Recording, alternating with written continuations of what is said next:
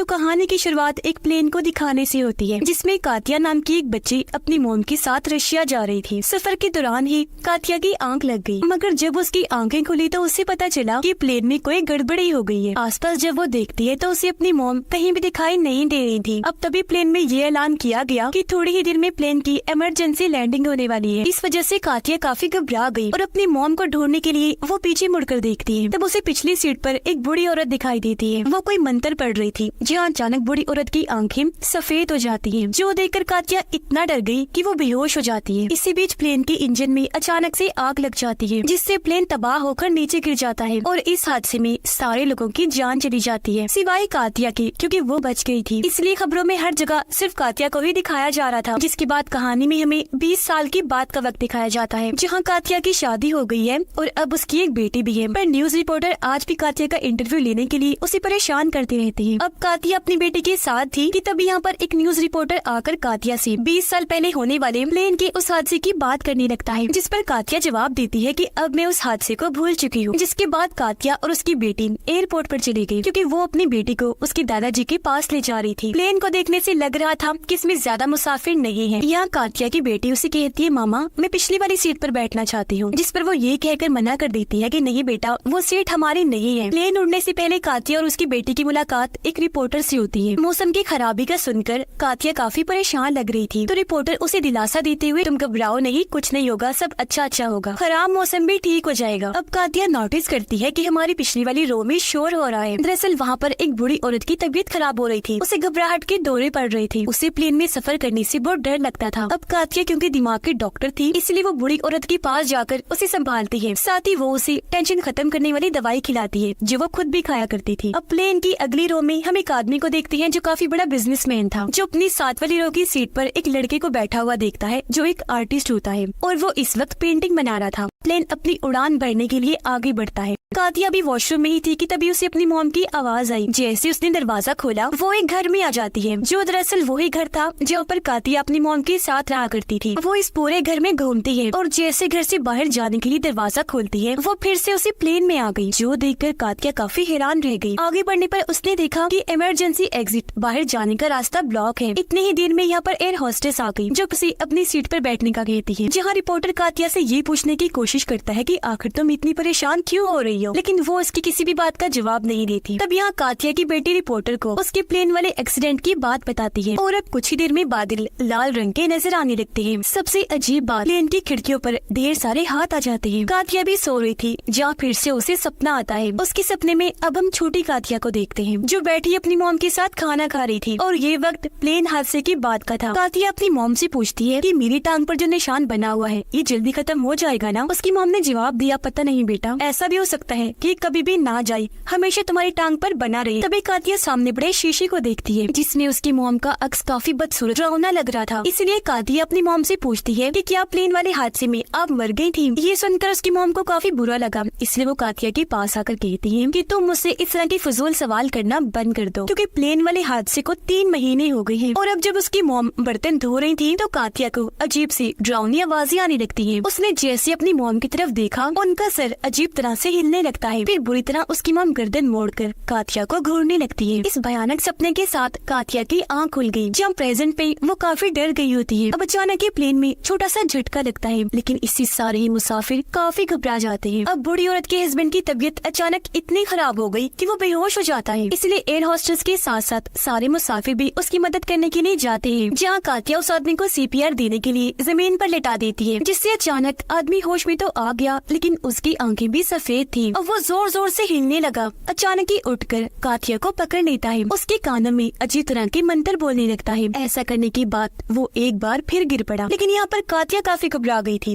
क्योंकि उसने फिर से सफेद आंखें देख ली थी, जो उसने बचपन में उस बूढ़ी औरत की देखी थी। इस बारे में वो सोच रही थी कि तभी उस रिपोर्टर के पीछे एक हाथ दिखाई देता है और वो गहरी सोच में चली गई, जिस दौरान ही बूढ़े आदमी की मौत हो जाती है। मौसम खराब होने की वजह से अब प्लेन भी कंट्रोल से बाहर हो रहा था, इसलिए एयर होस्टेस सबको अपनी अपनी सीट्स पर बैठने का कहकर उन्हें ऑक्सीजन मास्क लगाने का कहती है। जैसे मुसाफिरों के पास जाने लगी, एक जोरदार झटका लगता है जिससे एयर होस्टेस छत से टकराकर नीचे गिर जाती है और वहीं पर बेहोश हो गई। तब यहाँ पर कातिया ऑक्सीजन न होने की वजह से धीरे धीरे करके बेहोश हो जाती है, जहाँ ख्याल में उसे फिर से वही बूढ़ी औरत नजर आने लगती है। अब कुछ ही देर में कातिया को होश आ गई थी, जहाँ प्लेन भी अब कंट्रोल में आ चुका था, इसलिए कातिया जल्दी से उठकर अपनी बेटी के पास जाती है। बच्ची काफी रो रही थी, इसलिए कातिया उसे संभालने लगती है। तभी कातिया के पास रिपोर्टर आया, पूछता है कि आखिर तुम्हें अचानक क्या हो गया था, जिस पर कातिया उसे उस बूढ़ी औरत के बारे में बताते हुए कहती है कि मेरे साथ बचपन में प्लेन वाला जब वो हादसा हुआ था, तब उसी प्लेन में कुछ देर पहले मैंने एक बूढ़ी औरत को देखा था जिसकी आंखें सफेद थी, जो मंतर पढ़ रही थी, और बिल्कुल वही मंतर उस बूढ़ी औरत के हस्बैंड ने मेरे कान में बोला था। आगे कातिया उसे बताती है कि मेरा मानना है वो बूढ़ी औरत मुझसे नाराज है, क्योंकि प्लेन के उस हादसे में मेरे अलावा सब मारे गए थे, इसीलिए अब उस बूढ़ी औरत की आत्मा मुझे मारना चाहती है। ये सारी बात सुनकर रिपोर्टर कहता है कि देखो, ऐसा कुछ भी सोचकर परेशान नहीं होना चाहिए, और हाँ, तुम ऐसा करो, अपनी दवाई लेना भी बंद कर दो, क्योंकि मुझे लगता है उन गोलियों की वजह से तुम्हें हेलुसिनेशंस हो रही हैं, यानी तुम्हें ऐसे ख्याल नजर आ रही है जिनका हकीकत से कोई ताल्लुक ही नहीं। इसके बाद कातिया अपनी बेटी के पास गई, जो एक प्लेन की ड्राइंग बना रही थी। ड्राइंग में उसकी बेटी ने रो नंबर 19 की भी सीट बनाई हुई थी, जिस पर ही वो जाकर बैठने की जिद कर रही थी, जिस पर वो साफ साफ मना कर देती है। अब कातिया को यहाँ पर ये लग रहा था कि प्लेन उड़ने से पहले क्योंकि मैंने अपनी मॉम की आवाज सुनी थी, तो इसका मतलब है कि वो मुझे किसी चीज के बारे में बताना चाह रही है, वार्न करना चाह रही है। अब बिजनेसमैन आर्टिस्ट को बताता है कि मैं पिछले एक हफ्ते से सफर कर रहा हूँ, अब मैं बस अपनी फैमिली के पास जाना चाहता हूँ, जो कहकर वो आर्टिस्ट को मोबाइल में अपनी फैमिली की तस्वीर दिखाता है। लेकिन वो आर्टिस्ट इतना अजीब था कि उस पर जरा सा भी ध्यान नहीं देता, बल्कि अपनी ड्राइंग्स बनाने में ही मसरूफ होता है। तभी हमने देखा कि आर्टिस्ट इस वक्त बिजनेसमैन की ड्राइंग बना रहा है। कातिया देखती है कि मेरी बेटी पिछली सीट पर देखकर किसी से बातें कर रही है, लेकिन अब जब कातिया ने उठकर देखा तो उसे पिछली सीट पर कोई भी बैठा हुआ नजर नहीं आता। अब पूछने पर कातिया की बेटी बताती है कि पिछली सीट पर एक लड़की बैठी हुई है, जो मुझे कह रही है कि तुम्हारी मॉम तुम्हें छोड़कर चली जाएंगी। जो सुनकर कातिया अपनी बेटी को गले लगाते हुए समझाती है कि मेरी जान, मेरी बेटी, मैं तुम्हें छोड़कर कहीं नहीं जाऊंगी। तब एयर होस्टेस आकर ये ऐलान करती है कि तूफान की वजह से प्लेन को नोवा में उतारा जा रहा है। ये दरअसल वही जगह थी जहाँ 20 साल पहले कातिया अपनी मॉम के साथ जा रही थी। अब यहाँ कातिया को एयर होस्टेस पर शक हो रहा था, क्योंकि उसने बूढ़ी औरत के हस्बैंड की मौत के बारे में जाकर पायलट को नहीं बताया था। कुछ देर के बाद हमने देखा कि बिजनेसमैन की सीट के नीचे एक सिलेंडर लीक हो रहा है। अब तभी बिजनेसमैन अपनी सिगरेट निकालकर जलाने लगता है। उसे देखकर कातिया सारी बात समझ गई, वो घबरा गई, फौरन उठी ताकि उसे रोक सके, लेकिन तब तक काफी देर हो गई थी, क्योंकि बिजनेसमैन ने लाइटर जला लिया था। ऐसा होते ही गैस आग पकड़ लेती है, जिससे बिजनेसमैन पूरा जलने लगता है। कातिया को आग में डरावना सा चेहरा नजर आता है, जो उसे घूर रहा था, चिल्ला रहा था उस पर। अब तभी यहाँ पर एयर होस्टेस आकर जल्दी से आग बुझा देती है, जिससे बिजनेसमैन की जान तो बच जाती है, लेकिन वो पूरा ही जलकर झुलस जाता है। इसी बीच कातिया को एक साया दिखाई देता है, जो उसकी बेटी के पास ही जा रहा था। ये देखकर वो जल्दी से अपनी बेटी के पास जाने लगी, लेकिन सामने वो खुद को ही बैठा हुआ पाती है, जिसके साथ ही वो ख्याल में चली गई, जो वक्त उसका इस प्लेन में बैठने से एक दिन पहले का था, जहाँ कातिया अपनी बेटी के साथ थी। यहाँ पर हमने देखा कि कातिया की टांग पर आज भी वो निशान बना हुआ है, जो प्लेन के हादसे में चोट लगने की वजह से बन गया था, जिसके साथ ही वो अपने ख्याल से बाहर आ गई। जहाँ पर कातिया लगातार एक ही जगह को देख रही थी, तभी उसकी बेटी भाग कर आई, पूछती है, मामा आप ऐसा क्यों कर रही हैं? मुसलसल आप एक ही जगह पर क्यों देख रही हैं? उस जगह को देखने में तुम इतनी मगन थी कि तुमने मुझे देखा भी नहीं कि मैं कहाँ हूँ। ये सुनकर कातिया कहती है, सॉरी मेरी बेटी, और उसे गले से लगा लेती है।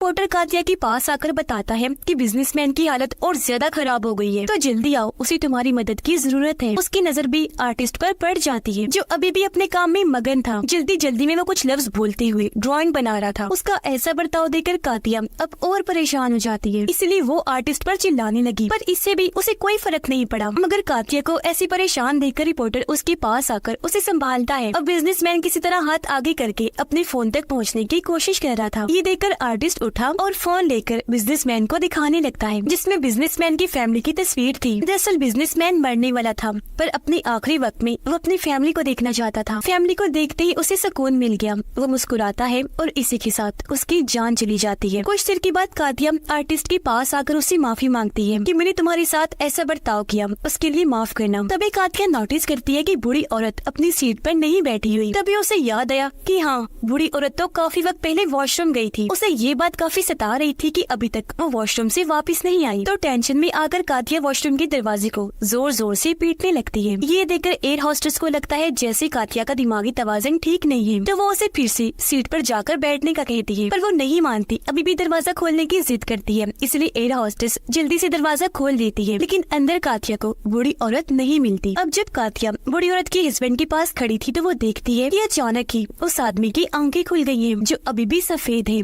और वो अचानक कातिया पर हमला कर देता है। अपने बचाव में जैसे कातिया थोड़ा सा पीछे हटी, वो पिछली सीट पर गिर जाती है। तो वहाँ ढेर सारे काले हाथ आकर कातिया को पकड़ने की कोशिश करने लगते हैं, जिससे वो काफी डर गई, चिल्लाने लगती है। मगर इस बीच उसने नोटिस कर लिया था कि मैं रो नंबर 19 पर हूँ। दरअसल बचपन में जब प्लेन का हादसा हुआ था तो उस वक्त भी कातिया की सीट रो 19 की ही थी, और अब कुछ ही देर के बाद कातिया को जब होश आई तो वो उस सीट से उठ जाती है। देखती है कि बूढ़ी औरत के हस्बैंड की लाश अभी भी सामने पड़ी हुई है, वो जैसी थी वैसे ही है। और अब जब वो आगे बढ़ी तो फिर से किसी की परछाई को देखती है, जिससे वो काफी डर गई। जल्दी से अपनी बेटी के पास आई, कहती है कि हमें अभी के अभी प्लेन को छोड़ना होगा। ये देखकर रिपोर्टर उसे रोकने की कोशिश करने लगा, पर अचानक उसकी भी आंख से खून आने लगता है, जिसके साथ ही वो बेहोश हो गया। तभी अचानक एक एयर होस्टेस की मुंह से भी पानी निकलने लगता है। बुरी तरह वो तड़पने लगी। इस एयर होस्टेस की आंखें भी सफेद हो गई थी, जमीन पर गिर गई, वहीं उसकी मौत हो जाती है। कातिया को यहाँ पर अजीब लगा, इसलिए वो जल्दी से भागकर आर्टिस्ट के पास आई। उसकी ड्राइंग्स वाली बुक छीनकर उसे देखने लगती है, जहाँ उसे एहसास हो गया कि आर्टिस्ट ने जिसकी भी ड्राइंग्स बनाई थी उन सब की मौत हो गई है, जिस हिसाब से अगली बारी कातिया की ही थी। अब इससे पहले कातिया आर्टिस्ट से कुछ पूछ पाती, उसकी बॉडी जलकर अचानक ही राख बनकर उड़ जाती है। वो इतना डर गई कि जल्दी से अपनी बेटी का हाथ पकड़ लेती है,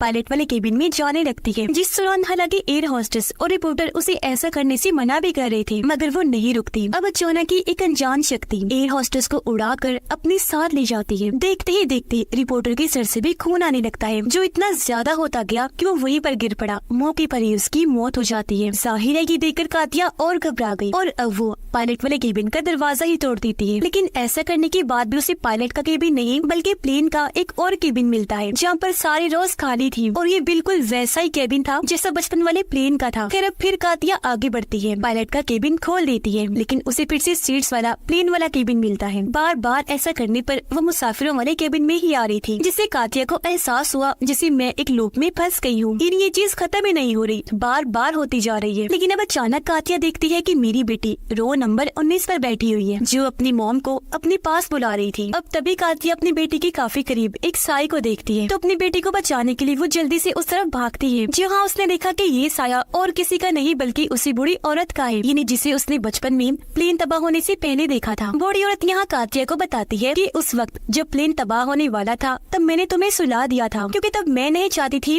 कि तुम्हारी या तुम्हारी माँ की जान चली जाए। लेकिन प्लेन के उस हादसे में तुम्हारी माँ की मौत हो गई थी, इसलिए अब मैं चाहती हूँ कि तुम पास्ट माजी में जाकर प्लेन के उस वक्त हादसे की चीजों को जाकर ठीक करो। ऐसा कहती वो बूढ़ी औरत कातिया को अपने जादू से आजाद कर देती है, यानी कि अब कातिया की किस्मत उसके अपने हाथों में थी। खैर अब हमने देखा कि कातिया वापस अपने माजी के उस वक्त में आ जाती है जब प्लेन का हादसा होने वाला था। यहाँ पर वही सारे मुसाफिर बैठे हुए थे जो प्रेजेंट टाइम में भी कातिया के साथ सफर कर रहे थे। बूढ़ी औरत और उसका हस्बैंड इस वक्त कातिया की पिछली सीट पर बैठे हुए थे। तभी बूढ़ी औरत के हस्बैंड को दिल का दौरा पड़ा, इसलिए कातिया की मॉम उसकी मदद करने के लिए जाती है। यानी कि प्रेजेंट टाइम में जैसे जैसे कातिया ने लोगों की मदद की थी, ठीक वैसे ही पास्ट में कातिया की मॉम भी उन सब की मदद कर रही थी। प्रेजेंट टाइम में कातिया की बेटी उसे रो नंबर 19 पर बैठने का कह रही थी, ताकि कातिया और उसकी मॉम पास्ट में अपनी जान बचा सके। जहाँ सिर्फ कातिया बच गई थी, लेकिन उसकी मॉम मारी गई थी। जिसके बाद कातिया एक बार फिर से अपने पास्ट में चली जाती है जब वो बच्ची थी, जहाँ हमें प्लेन की तबाह होने वाला वक्त दिखाया जाता है, जो सीन हमने शुरुआत में भी देखा था। खैर यहाँ पर कातिया की माँ बेहोश हो जाती है। तब किसी तरह कातिया अपनी मॉम को खींचकर रो नंबर 19 पर लाकर लिटा देती है, जिसके बाद प्लेन तबाह हो गया और इसमें सारे ही लोग मारे गए सिवाय 2 के, और वो थी कातिया और उसकी मॉम। और इसी के साथ ही इस फिल्म की कहानी यहीं पर खत्म हो जाती है।